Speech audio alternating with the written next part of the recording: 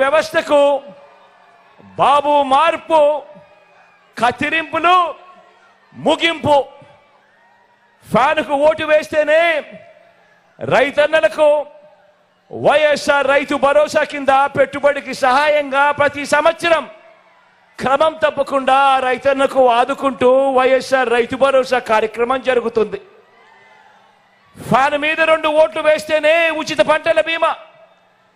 Fan మీద 2 ఓట్లు వేస్తేనే 0 వడ్డీకే పంట రుణాలు, ఫ్యాన్ మీద 2 ఓట్లు వేస్తేనే సకాలంలో ఇన్పుట్ సబ్సిడీ, ఫ్యాన్ మీద 2 ఓట్లు వేస్తేనే పగటి పూటే రైతన్నకు 9 గంటల పాటు ఉచిత విద్యుత్, ఫ్యాన్ మీద 2 ఓట్లు వేస్తేనే దళారీలు లేని ఆర్బీకే వ్యవస్థతో ధాన్యం కొనుగోలు అన్నది, ఇతర పంటల కొనుగోలు అన్నది,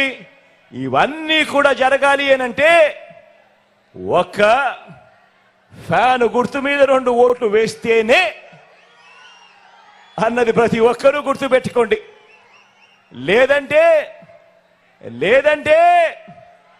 మళ్ళీ చంద్రబాబు మార్కు పాలన, మళ్ళీ కత్తిరింపులు, మళ్ళీ పథకాలన్నీ కూడా ముగింపు. ప్రతి ఒక్కరూ కూడా జాగ్రత్తగా ఆలోచన చేయండి. ఫ్యాన్కు ఓటు వేస్తేనే గవర్నమెంట్ బడులలో ఇంగ్లీష్ మీడియం, ఫ్యాన్కు ఓటు వేస్తేనే గవర్నమెంట్ బడులలో రూపురేఖలు మారుస్తూ నాడు నేడు, 3వ తరగతి నుంచే టోఫుల్ శిక్షణ, 3వ తరగతి నుంచే సబ్జెక్ట్ టీచర్ కాన్సెప్ట్, 3వ తరగతి నుంచే బైజూస్ కంటెంట్, 6వ తరగతికి వచ్చేసరికి ఆ పిల్లల క్లాస్ రూములలో ఏకంగా డిజిటల్ బోధన, ఐఎఫ్పి ప్యానెల్స్, 8వ తరగతికి వచ్చేసరికి ఆ పిల్లల చేతుల్లో ట్యాబ్స్,